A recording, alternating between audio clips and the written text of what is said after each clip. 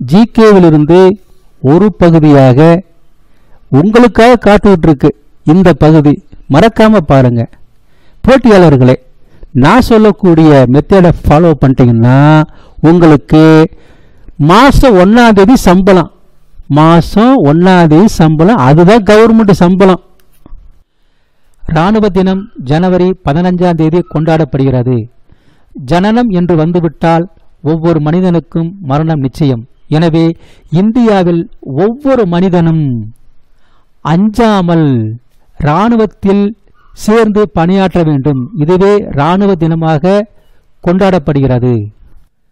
What is the minimum age for being the member of the parliament? நாடாளுமன்ற உறுப்பினராக இருப்பதற்கான குறைந்தபட்ச வயது என்ன? 25.